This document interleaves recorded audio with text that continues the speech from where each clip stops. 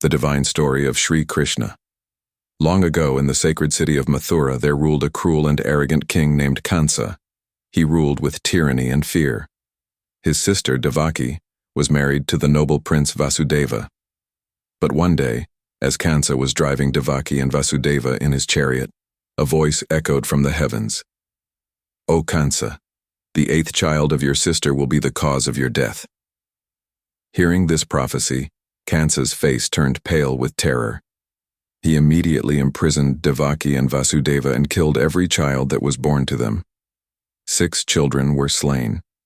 The 7th one was miraculously transferred by the divine goddess Yogmaya to the womb of Rohini, and thus Balarama was born safely. When the 8th child was about to be born, a wondrous miracle occurred at midnight. The entire prison was filled with divine light. The heavy chains broke, the iron doors opened by themselves, and Vasudeva saw before him a radiant blue child, Shree Krishna. As instructed by the divine voice, Vasudeva placed the baby in a basket and crossed the Yamuna River amidst a storm. When he reached Gokul, he found that Nanda Baba and Mother Yashoda had just given birth to a baby girl, Yogmaya herself. Vasudeva exchanged the infants and returned to Mathura. When Kansa learned of the birth, he rushed to kill the newborn. But the baby slipped from his hands, rose into the sky as the goddess and declared, "O Kansa, your destroyer has already been born in Gokul." The childhood Leelas of Krishna. In Gokul, little Krishna became everyone's beloved. His sparkling eyes, sweet smile, and the melody of his flute filled every heart with love.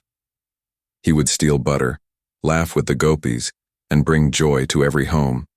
The gopis would complain to Yashoda, yet one glance at Krishna's innocent face would melt all anger away.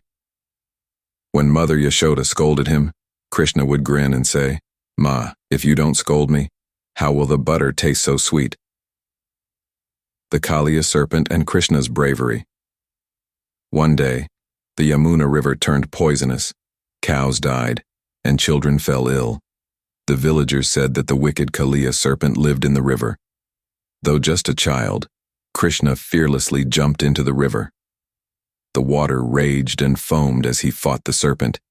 He danced upon Kaliya's many hoods until the serpent surrendered and bowed before him.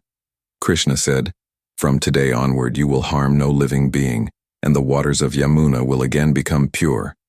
The villagers rejoiced, chanting, "Jai Kanha, Jai Gopal, Govardhan Puja," the test of the gods. One day, the people of Gokul prepared to worship Indra, the god of rain. But Krishna said, "We should worship Mount Govardhan, who gives us shelter, water, and life." Indra, angered, unleashed a terrible storm. Then Krishna lifted Mount Govardhan on his little finger and sheltered all the people beneath it. When Indra saw Krishna's divine power, he repented and named him Govind, protector of the earth and cows. The divine love of Radha and Krishna. The purest and most sacred chapter of Krishna's life was his spiritual union with Radha. Their love was not worldly, it was divine, a merging of 2 souls beyond time. Radha found herself in every note of Krishna's flute, and Krishna, in every breath, felt the echo of Radha's name. Together they taught the world that true love is worship, a union of souls, not of bodies. The message of the Gita. During the great battle of Kurukshetra, when the warrior Arjuna was overcome with despair, Krishna spoke the eternal truth. "Arjuna, perform your duty without desire for its fruits.